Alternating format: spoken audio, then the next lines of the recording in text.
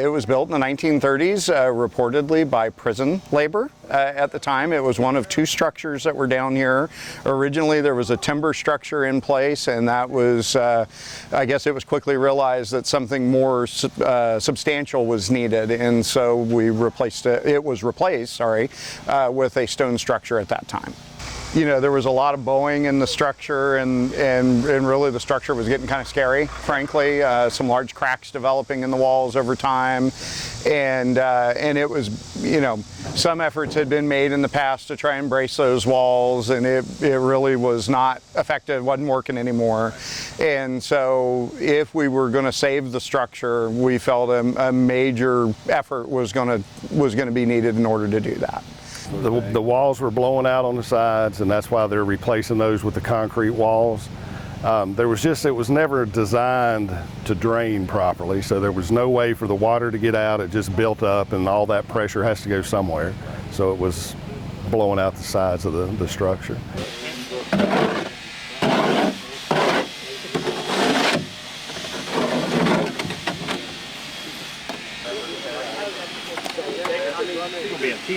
Been part of our overall CIP request for, as far as I know, probably 10 years or more. The restoration is something we've always wanted to do. There have been some short-term temporary fixes done over the years, but we were to the point to where we felt like, you know, this needed to be something that was going to be a long-term permanent fix. And we feel that this project addresses all of those issues that were creating the deterioration of the existing structure.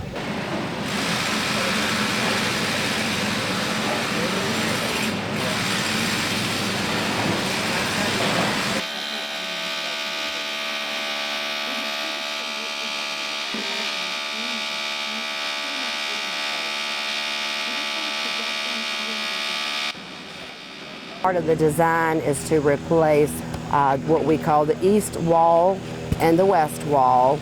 They were completely demolished. All of the masonry was removed. It was strategically removed and palletized so that the masonry guy would know the order in which he had to go back and install the masonry components. The scope of work is to install 3 new concrete walls, which will become the structural support for the facility or for the structure, and then the masonry will become more of a veneer or facade. So the structure will be supported by the concrete walls that we're building. Total demolition of the east and west walls. As you can see, we kept the north wall, the one that faces the river, in place because that one was not in jeopardy of falling down. But what we are going to do is build another concrete wall and footing behind it and dowel that wall into the new concrete wall.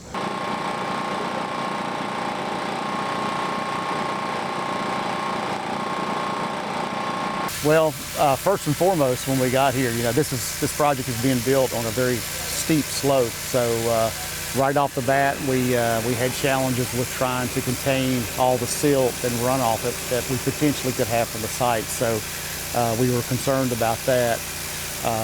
We put our perimeter controls up, and so far they've been working good. At the end of each day, we actually tarp the excavation so that we don't have any trouble with runoff. Okay. Typically, we have enough space where we can put traps in and some other erosion control measures, but on this site it's so tight, we didn't want to take any more trees down than we absolutely had to. So we wanted the new structure to go right back in the same footprint as the old structure.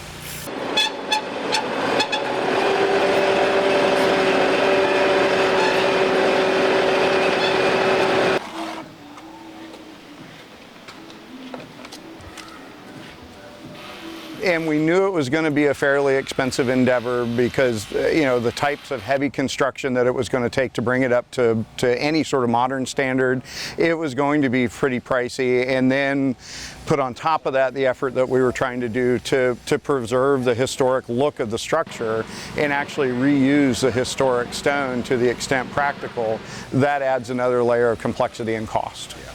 And this is one of the areas that we definitely want to preserve. That's why we're attempting, and I think they're doing an extremely good job of preserving the historic look of the feature. And once we're done, yes, you'll be able to tell it's a little bit newer, but there won't be any difference in the appearance noticeably unless you're right up against it.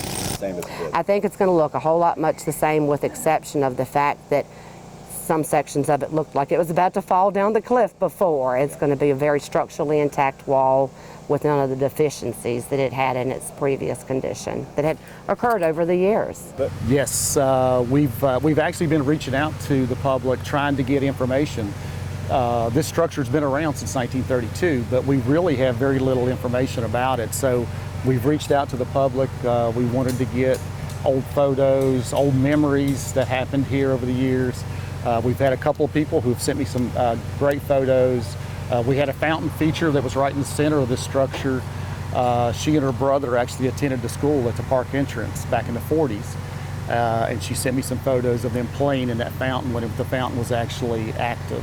Right now, when we started this project, it was filled with dirt, so it wasn't operational. But we're hoping that someday we can make it operational again.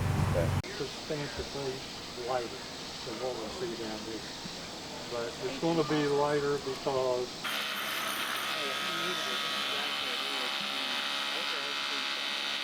So these kinds of projects are, these are iconic structures. We're really lucky to get to be a part of this type of project. Of all the work that I've done here at the city, this is probably the one that I'm most excited about.